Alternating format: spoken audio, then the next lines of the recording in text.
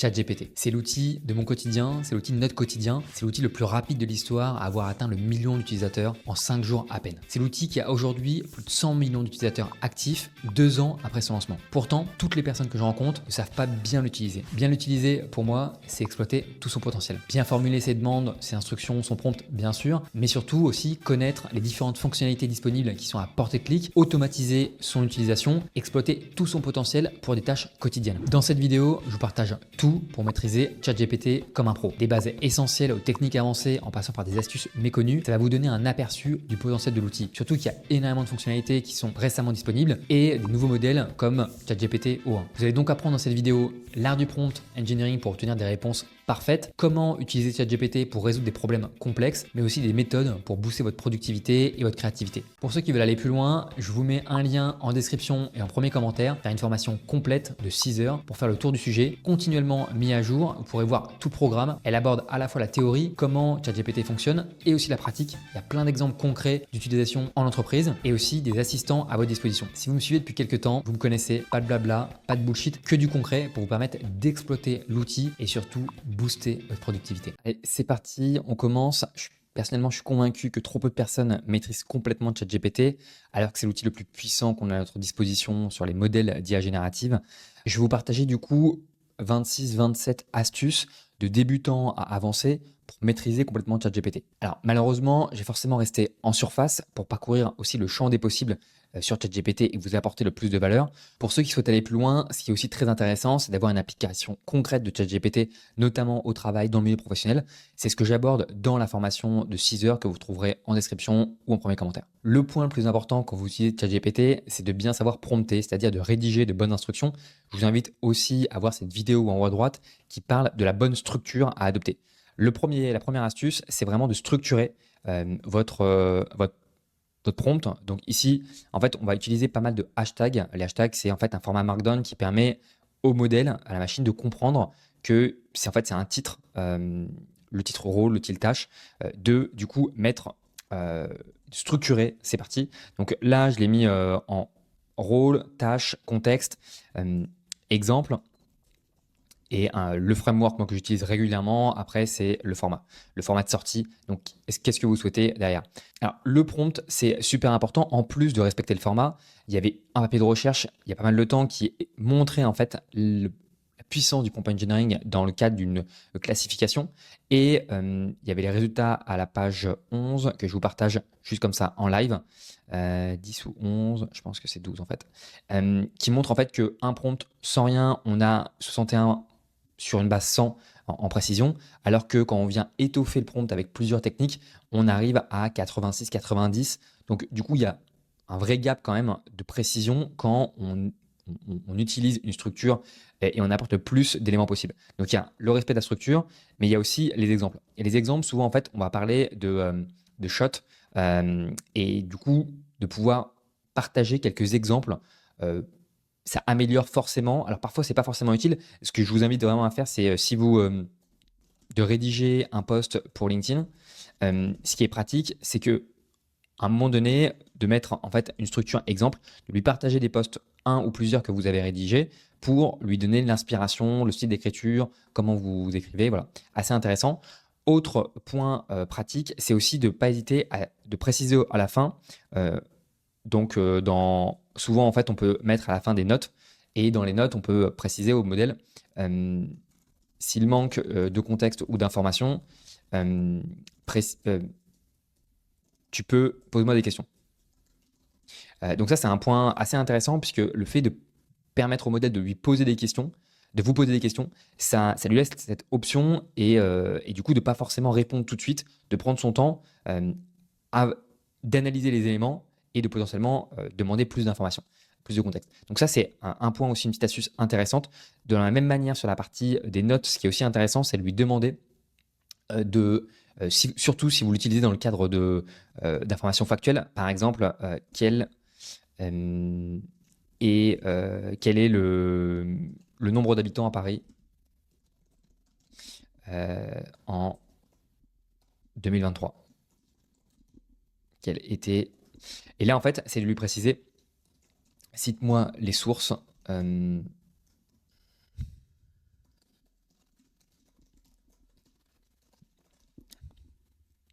Là, un point intéressant, en fait, c'est de lui demander de préciser les sources si vous partagez des informations factuelles.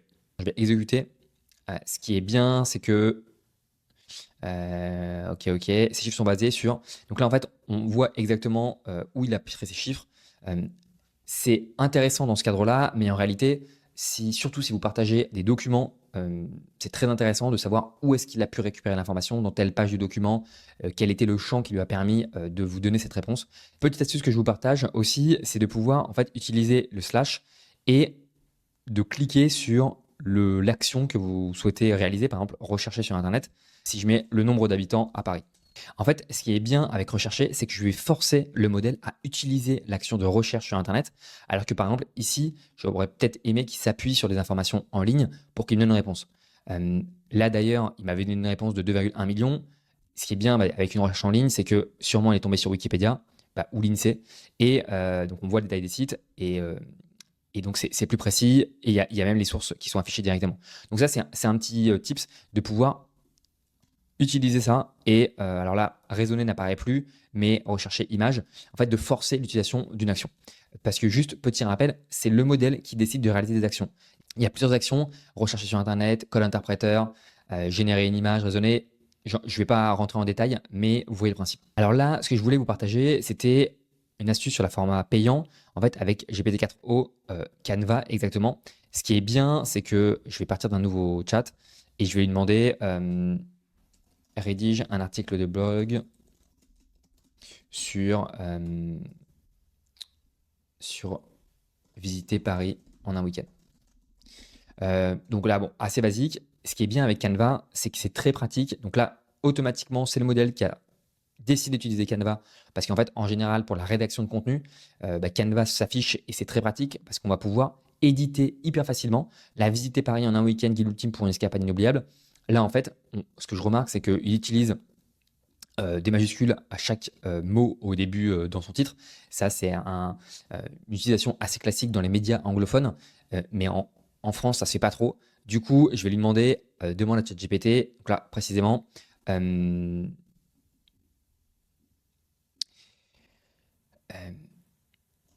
change le titre pour en respectant les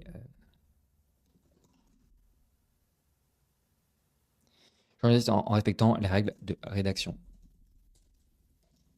française. Et là, ce qui est bien, c'est que voilà, il va respecter le fait que voilà, il a enlevé. D'ailleurs, je pense qu'il n'avait pas trop changé plutôt changé la forme que le fond. Donc, c'est hyper pratique de pouvoir venir éditer ici, de changer toute une partie. Donc, ça, c'est vraiment un point très pratique. Et puis, bien sûr, il y a le fait d'ajouter des emojis, de peaufiner, d'améliorer le niveau de lecture. Et donc là, voilà, en fonction à qui on s'adresse, la longueur, etc. Donc, assez pratique. Je ne vais pas rentrer en détail sur Canva, mais vous voyez le principe. Et de la même manière, si ici je crée un nouveau chat et que je lui demande, ce qui est hyper pratique, c'est que je vais pouvoir venir modifier et ajouter des éléments. Donc là, par exemple, il m'a ajouté des commentaires. Mais si je lui partage déjà un script, je vais pouvoir lui demander de modifier directement et par exemple, ajouter des commentaires, ajouter des logs. Et par exemple, revue de code. Ce qui est bien sur la revue de code, c'est qu'il va vraiment passer ligne par ligne.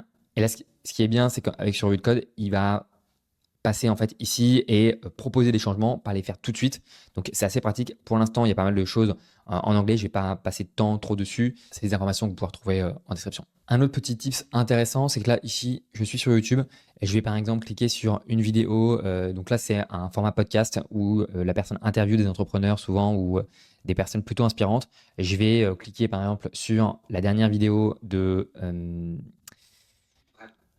d'Inoxtag et je vais en fait 2h17, difficile de tout partager, de tout écouter. Je vais en fait venir sur Done Sub et je vais ici cliquer sur sur le format texte et je vais avoir tous les sous-titres de la vidéo. Et une fois que j'ai téléchargé, ce que je vais pouvoir faire, c'est lui dire résume-moi le contenu de la vidéo soit complet. Et ce qui est hyper pratique, c'est que cette vidéo qui dure 2h17, je vais pouvoir avoir les informations assez rapidement, directement, structurées. et les points qui sont abordés. Et donc après, en fait, ce qui est bien, c'est que, pour vous donner un exemple, l'impact de sa communauté sur l'évolution, sur son message d'inspiration. Donc bon, là c'était assez court, mais en fait ce qui est bien, c'est que ça c'est la structure et je pourrais détailler. Donc là, on a choisi son message d'inspiration. Il va me partager tous les éléments, prendre des initiatives. J'ai envie de diffuser un message qui touche profondément. Et en fait, je peux retrouver quand même des éléments très explicites et du coup les mêmes éléments que j'aurais pu connaître en écoutant la vidéo. Ça c'est plus pour l'aspect pratique, si je veux retrouver une information précise. D'ailleurs, petit tips, là par exemple, j'aurais pu mettre résume-moi le contenu de la vidéo. Et en fait, le tips, c'est ici, sur une dernière partie, sur la partie format, en fait, d'utiliser un format très précis. Les formats précis que vous pouvez retrouver, c'est du texte classique, de la liste à puces, mais aussi un format tableau, des extraits de code, du markdown, donc c'est-à-dire avec un titre très précis, etc. Donc en gras, les mots importants. Du CSV, des docs en fait, du docs comme ça, vous avez du PPT aussi, il peut vous envoyer, donc, mais aussi du JSON. Et en fait, l'idée, grosso modo, je reviendrai sur le format un peu, on peut forcer le modèle à utiliser un format de sortie très précis, c'est de venir contraindre le modèle à respecter un format que vous pouvez manipuler après facilement pour faire du copier-coller, pour transférer à quelqu'un, etc. Donc ça, c'était un petit exemple. Et après, l'idée, c'était de vous partager le fait, en termes organisationnels, ça peut être assez pratique ici de venir tout simplement renommer certains threads que vous utilisez ou les archiver. Par exemple, bon là, il y a un nouveau chat, je sais pas, voilà, c'était un test que j'avais fait juste avant, je vais l'archiver, ça sert à rien. Et là, en fait, c'est un thread que j'ai envie de réutiliser. J'aurais pu mettre idée, création de contenu. Et en fait, ce qui est bien, c'est que je peux du coup me le mettre de côté, enfin en tout cas facilement le retrouver, le partager bien sûr.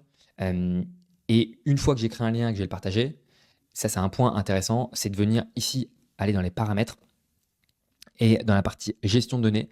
Et donc ce qui est bien, c'est qu'après quand je clique sur le lien partagé, là j'ai tous mes liens et je peux venir en fait supprimer ou voir le chat que j'ai partagé.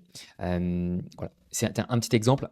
Dans la même veine de gestion des données, très important, si vous souhaitez que les modèles n'utilisent pas vos données pour réentraîner, et si vous souhaitez en savoir un peu plus sur l'impact du réentraînement en utilisant vos modèles, n'hésitez pas à pouvoir regarder, j'en parle dans l'information, mais vous pouvez venir désactiver parce que par défaut, c'est activé. Donc pour utilisateur gratuit, on va utiliser vos données, malheureusement, c'est souvent quand c'est gratuit, c'est un peu vous le produit, c'est classique. Et ici, venez désactiver. Voilà. Et enfin, dernière astuce sur la partie débutant un petit peu, c'est ici en fait par exemple, je suis sur un site, une homepage. Alors bon, c'est pas le meilleur exemple, mais c'est celui qui m'est venu en tête.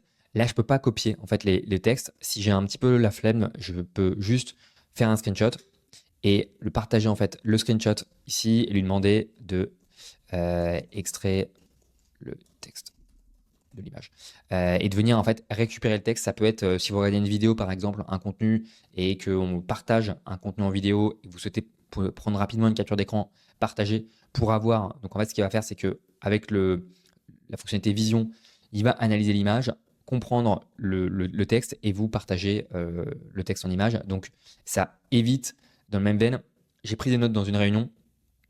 Donc là, voilà, j'ai l'intégralité du contenu. Je peux copier-coller.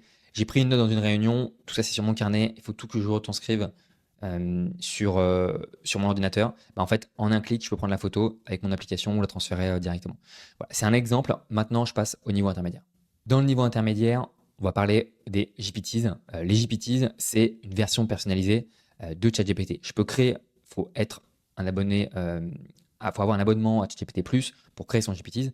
Mais une fois que vous avez créé votre GPTs, vous avez les instructions et surtout, ce qui est hyper intéressant, c'est la base de connaissances. Ça fait vraiment, c'est un game changer d'utiliser une base de connaissances dans un GPTs puisque vous allez pouvoir lui partager des documents, beaucoup plus de contexte sur votre entreprise, sur vos process en interne, et le modèle va s'appuyer sur cette base de connaissances. Alors forcément, dans les instructions, il y aura un moment où il va falloir mettre une petite structure document, mettre le nom du document et en fait utilisation du document pour expliquer dans quel cas il va devoir utiliser le document. Ça, c'est important pour bien structurer les instructions. Une fois que c'est fait, Mais le petit problème, c'est que pour rédiger des instructions, ça peut prendre du temps. Du coup, vous pouvez aller sur le playground, donc platform.openai.com, et je suis ici. Je peux en fait cliquer sur cette petite fonctionnalité bêta qui me permet de générer des instructions. Donc par exemple, je vais mettre un agent support qui répond à des tickets entrants pour à des prospects ou des clients. En fait, ce qui est bien, c'est que le modèle va générer des instructions. Moi, je vais pouvoir partager ma base de connaissances, mettre un petit peu plus de contexte dans ma base de connaissances, sur ma base de connaissances, lui donner des exemples. Mais ici, je peux copier-coller et j'ai les étapes qu'il a directement formulées. Le format de réponse doit être rédigé sous forme de paragraphe, utiliser une introduction accueillante, aborder le problème ou la question, puis conclure de manière positive. Même des exemples de tickets. Bonjour, je n'arrive pas à accéder à mon compte, que devrais-je faire? Là, c'est bien sûr à remplacer dans votre cas précis, mais il y a pas mal d'éléments, des notes à la fin. Du coup, ça me fait une première base que je peux utiliser et mettre ici. Une fois que j'ai créé mes GPTs, ou même je peux en utiliser, par exemple celui-là, Whimsical Diagrams, en fait, ce qui est pratique, c'est de cliquer ici et de venir, alors moi je l'ai déjà utilisé, mais le fixer dans la barre latérale. Donc là, je vais en prendre un nouveau, code tutor. Je vais cliquer sur les... et je peux le fixer. Et ce qui est bien, c'est qu'une fois quand je l'ai fixé, je l'ai facilement à disposition. Et surtout, quand je vais créer un nouveau chat, je peux venir mettre un tag mention et je vais mentionner ce GPT pour générer-moi une mind map sur l'intelligence artificielle au travail. Et donc, ce qui est pratique, c'est que automatiquement, je vais rentrer dans une conversation de mon GPT. Là, j'étais sur GPT-4o. Je vais autoriser et je vais basculer sur le GPT Whimsical. On devrait le voir. Alors là, il ne me l'indique pas comme ça, mais il m'a généré mon mind map. Je peux cliquer ici sur le lien et j'ai ma mind map que je peux changer avec tous les éléments, application, bénéfices, challenge, tendance future. Donc très pratique. Ça me permet de rester dans mon chat et d'utiliser de temps en temps, je pourrais mettre un copywriter. Et donc là, je veux du coup rédiger du contenu et donc je fais appel à un copywriter. Ce que je tenais à vous montrer maintenant, c'est qu'il y a beaucoup de frustration sur la mémoire du modèle. En fait, le modèle n'a pas de mémoire. C'est que je peux l'utiliser pendant énormément de fois. Dans le cas de mon entreprise, il ne doit pas se souvenir de vos précédents échanges. Bien sûr, si vous restez dans un même thread, si vous échangez, il va garder une mémoire. Et donc, il y a deux types de mémoire. La mémoire court terme, qui peut être conservée dans le même thread, mais au final, en fait, il va un petit peu oublier des éléments. Il y a une étude qui montre que c'est moins précis. En fait, je l'ai partagé aussi dans l'information précisément, le pourcentage de précision qui est en moins. Mais vous pouvez, pour contourner en fait ça, ChatGPT et OpenAI a travaillé sur deux approches. Si vous allez dans personnaliser ChatGPT, vous allez pouvoir créer des instructions personnalisées. Alors, les instructions personnalisées ici, cette première case, elle permet d'apporter plus de contexte. Donc, quel est votre métier, qu'est-ce que vous faites, pourquoi vous utilisez ChatGPT, vos objectifs. Et la deuxième case, elle est très intéressante, c'est en fait de définir la manière dont ChatGPT répond. Et donc là, à ce moment-là, vous pouvez indiquer que si le modèle n'est pas sûr, il est préférable d'expliciter que le modèle n'a pas la réponse pour éviter les erreurs, de ne pas hésiter à poser des questions ou encore de prendre son temps pour réfléchir et de découper les problèmes par étapes et de ne pas répondre tout de suite. C'est des petits éléments comme ça, des petites astuces de prompt qui permettent d'augmenter la précision. Donc, et vous pouvez l'activer à chaque nouveau chat. Donc, je vous invite vraiment à jeter un coup d'œil à cette partie-là pour que le modèle réponde de la manière qui vous convient la mieux en fonction du contexte. Ça, c'est pour la mémoire, on va dire. C'est pour formater un petit peu. Mais sur la mémoire court terme, je vous parlais du thread. Et pour la mémoire long terme, le modèle OpenAI, ils se sont lancés sur une fonctionnalité et une personnalisation avancée qui est la mémoire. La mémoire, du coup, aujourd'hui, en fait, comment elle fonctionne, c'est que vous pouvez automatiquement, le modèle va décider d'enregistrer certaines informations. Donc là, moi, j'ai tout supprimé avant, j'ai fait un petit test avant, et vous pouvez supprimer, effacer la mémoire, et d'ailleurs la désactiver. Mais ce qui peut être pratique, c'est que, par exemple, si je veux mettre « je m'appelle Louis », est-ce que tu peux m'aider sur l'IA, par exemple. Là, je m'appelle Louis, voilà. En fait, automatiquement, il va mettre à jour, sans que je lui ai demandé, comment je m'appelle. Et du coup, bon, là, maintenant, si j'ouvre un nouveau chat, et je vais lui dire comment je m'appelle. Voilà, et il sait. Donc en fait, c'est des petits éléments où au fur et à mesure de vos échanges, le modèle n'a pas de mémoire et il n'apprend pas, mais en fait, cette fonctionnalité va lui permettre de un peu améliorer l'expérience utilisateur et de stocker certaines informations dans une base de données. Et en fait, le modèle, ce qu'il va faire, c'est qu'à chaque fois que je lui envoie une question, il va rechercher s'il n'a pas ces informations à disposition dans sa base mémoire et les partager si c'est le cas. Sinon, il va exécuter des instructions et voilà. Pour continuer, j'ai souhaité de vous partager des éléments d'utilisation de ChatGPT O1 Preview, puisque parfois on peut se demander comment on peut utiliser GPT O1. En fait, c'est pour moi un modèle supplémentaire qui est hyper intéressant, mais seulement dans certaines situations. On n'a pas parfois le réflexe de basculer. Pour moi, les situations que j'ai identifiées, c'est dans le lien avec le travail, c'est l'optimisation de process, le storytelling, la traduction, l'édition de contenu. Je vais vous donner un exemple. C'est que, par exemple, là, je suis sur ma communauté. Je vais écrire un message de bienvenue. Je vais le récupérer et je vais lui demander, en fait, d'améliorer le message. En fait, et on va comparer les deux modèles. Ce qui est bien, c'est que pourquoi le GPT-1 est aussi puissant sur l'édition de contenu et le storytelling, c'est que ça demande des vraies compétences de, en fait, comment savoir rédiger du contenu, du storyteller, une bonne histoire, le moment d'accroche, etc. Et on va comparer les deux réponses entre GPT-1 et Preview. Et je trouve que GPT-1 est très intéressant et a plus d'épaisseur dans la rédaction. Un gros merci d'avoir rejoint notre communauté. Cet espace s'adresse aux entrepreneurs, marketeurs, gros hackers, à tous ceux qui souhaitent exploiter l'IA au sein de leur entreprise. Que vous soyez débutant, expert, notre objectif est simple, vous aider à exceller grâce à l'IA. Ce que vous trouverez. Déjà, sur cette introduction, on va la comparer et on voit tout le détail. Il a amélioré le message, il a identifié qu'il fallait soutenir la communauté, que ça restait clair, engageant, précis. Voilà. Partagez, progressez, familiarisez-vous et interagissez. Revisiter le contexte. Donc il y a pas mal d'étapes. Partager Insight, clarifier le rôle. Il fait beaucoup d'étapes. Franchement, c'est très complet. Et on va pouvoir comparer. Et même en fait, dans l'introduction, quand on a un contenu qu'on veut traduire, en fait, il ne faut pas générer en fait une traduction mot pour mot, mais il faut comprendre l'intégralité du contexte, avant de rédiger un contenu pour que ça soit pertinent et garder le même esprit. Donc, ce que je vais faire, c'est que je vais juste dupliquer. Donc, voilà, je viens de lancer et on voit la différence. Donc, moi, j'avais commencé directement, merci d'avoir rejoint la communauté, etc. On va relire juste les petites phrases. Merci d'avoir rejoint la communauté. Cet espace est pour les entrepreneurs, marketeurs, gros hackers qui veulent exploiter l'IA en entreprise, que vous soyez débutant ou expert. Notre objectif est simple, être meilleur avec l'IA. Ce que vous retrouvez ici. Alors, bienvenue dans notre communauté IA. C'est honnêtement assez généraliste avec le petit emoji. Merci d'avoir rejoint cet espace dédié aux entrepreneurs, marketeurs, gros hackers et passionnés d'innovation qui cherchent à maximiser l'impact de l'IA dans l'entreprise. Notre mission est claire, vous aider à devenir plus performant avec l'IA, que vous soyez novice ou expert. En fait, quand on compare avec ce que a pu faire GPT-1, un grand merci d'avoir rejoint notre communauté. Cet espace s'adresse aux entrepreneurs, marketeurs, gros hackers et à tous ceux qui souhaitent exploiter l'IA au sein de leur entreprise.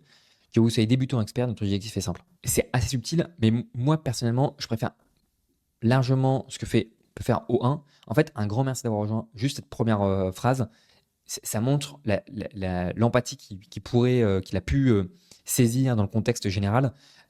Même ici, en fait, partager l'expérience, profiter des succès et des échecs.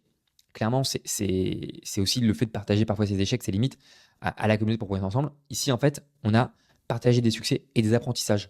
Les apprentissages, ça ne veut rien dire. De la communauté pour grandir ensemble.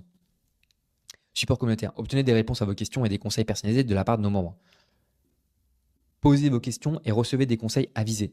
Honnêtement, les conseils avisés, c'est pas très bien formulé. Posez vos questions et recevez. Là, c'est directement, c'est mis dans la place d'une personne qui souhaitait rejoindre la communauté. Obtenez vos réponses, des réponses à vos questions et des conseils. Donc en fait, c'est quand même mieux formulé. Recevez des dernières actualités.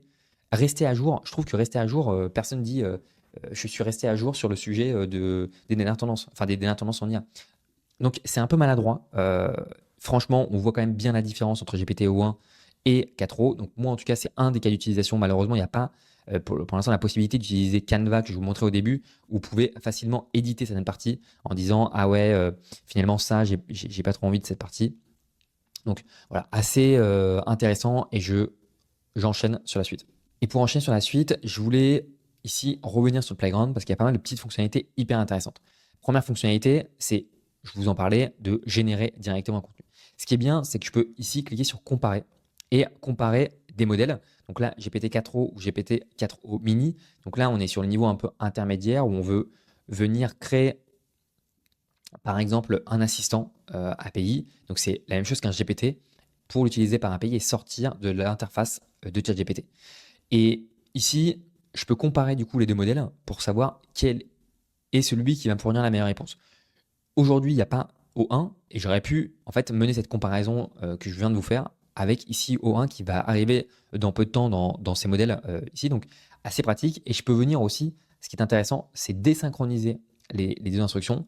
Et ici, si je veux générer un autre avec un ton humoristique pour aider les prospects pour aider les prospects. En fait, il va me générer une nouvelle instruction. Je vais pouvoir ici envoyer un message. Donc là, on va mettre je n'arrive pas à me connecter. Bon, là, c'était juste un petit exemple ici sur la droite. Ça va bien sûr changer essentiellement le ton, mais en tout cas, ça va être intéressant de comparer les deux. Il vient de le faire, je regarde même pas. Je fais je n'arrive pas à me connecter. Et ce qui est bien dans les deux, c'est qu'alors là, j'étais sur 4O mini et 4O. Donc là, on a à la fois un changement de modèle et des instructions. Je vois la latence. Donc GPT-4o est plus rapide. On est à 2 secondes sur 3 secondes et demie au total. À peu près le même token. Ah, la connexion, un peu comme essayer de retrouver un avis dans un festival bondé. Ne vous inquiétez pas, nous avons des astuces pour naviguer cette jungle numérique.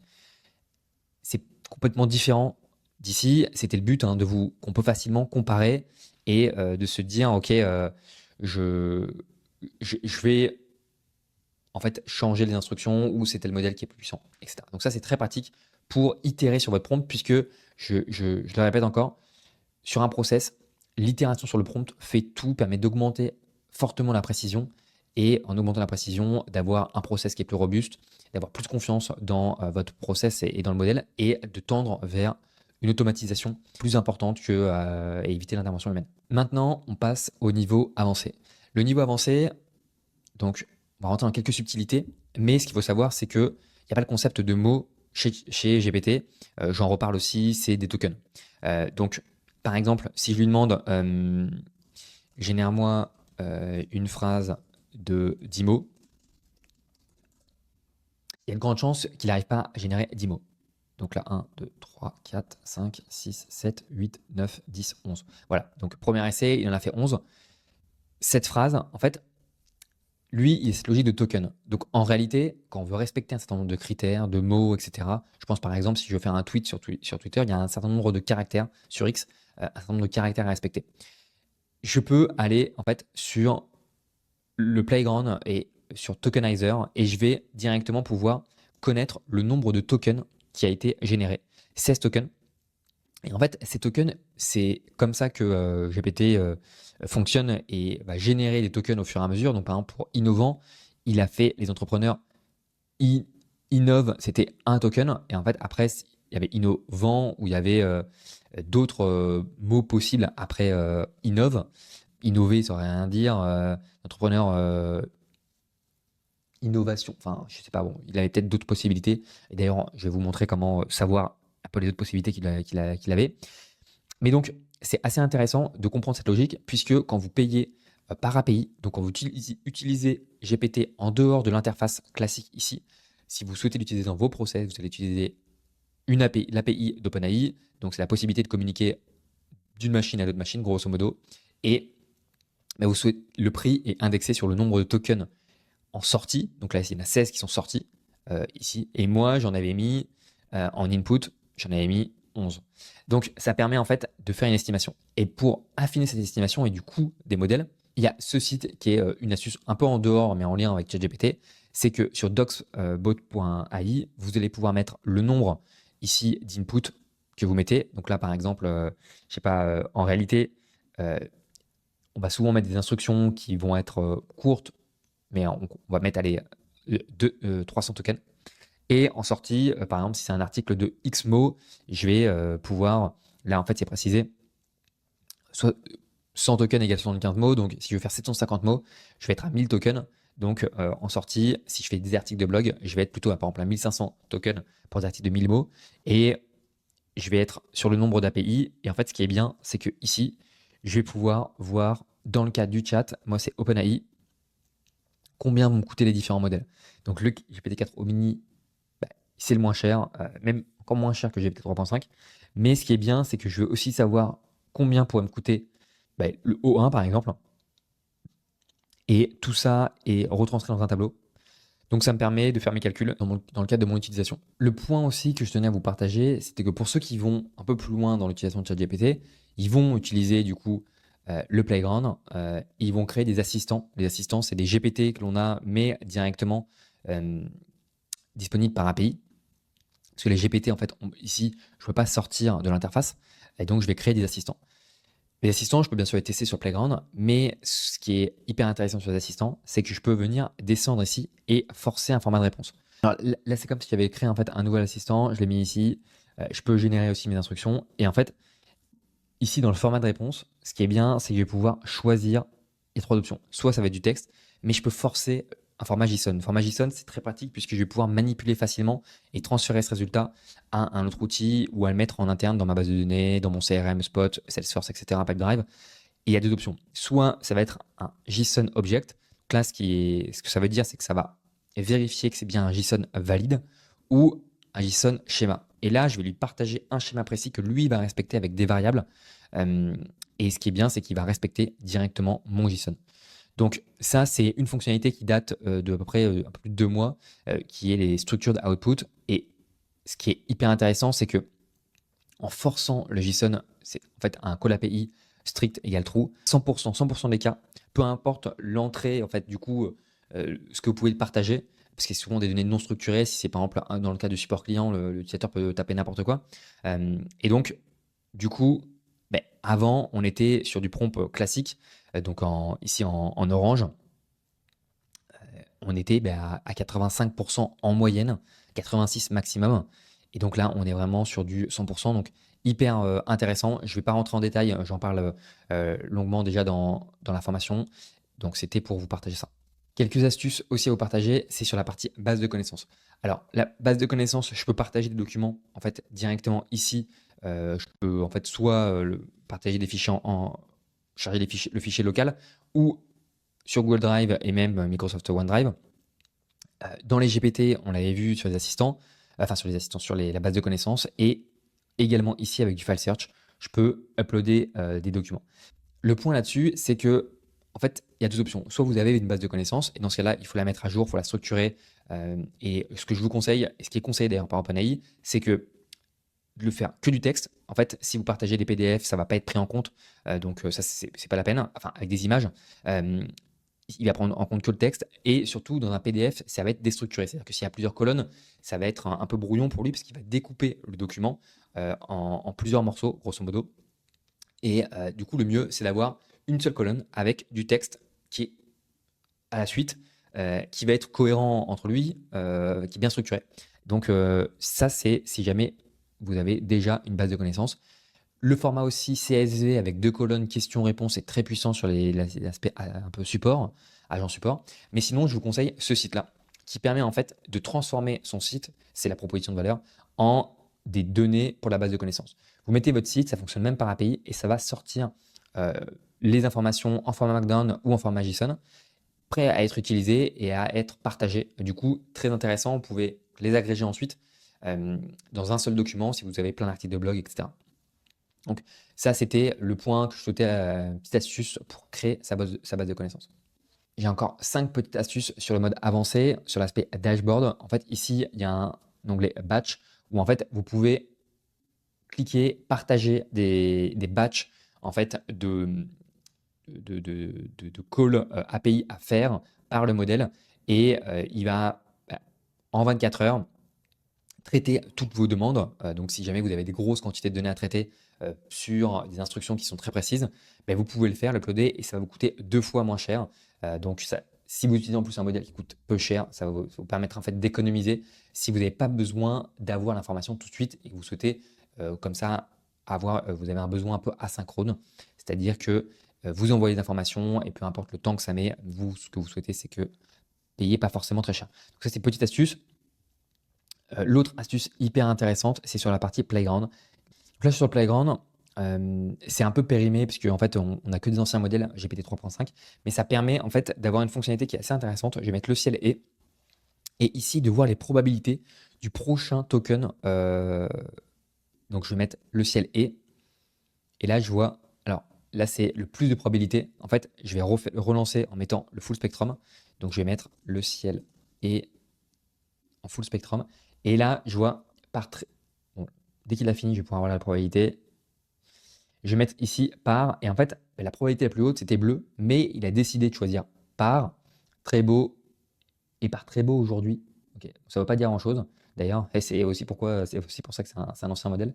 Euh, et voilà, et on voit, donc là, CL, ça aurait pu être clair, par exemple, après, et nuageux, et on voit en fait comment le modèle fonctionne, et c'est assez intéressant que parfois il ne choisit pas forcément la probabilité la plus haute, et donc c'est pour ça qu'on peut venir ici changer les paramètres pour faire en sorte qu'on va, par exemple, baisser la température la plus basse possible. Là, ça va permettre d'avoir que le modèle soit moins créatif. Donc le ciel est, il y a de grandes chances que ça va être clair, bleu, ce genre de choses.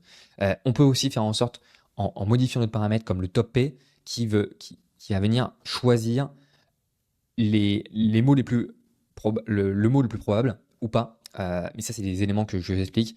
Je, je vais juste jusqu'à vous montrer avec une température 0 ce que ça donne. Je voulais juste vous montrer avec une température 0 ce que ça donne. Là, en fait, c'est bleu parce que il a pris celui avec le plus de probabilité. Sur la suite, le pareil. Et en fait, tout ça, c'est des paramètres qu'on peut venir modifier pour, en fonction de ce que l'on veut faire, modifier la précision du modèle. Alors là, je suis sur mon GPT. C'est une astuce que je voulais vous montrer. Je vais ici créer une nouvelle action.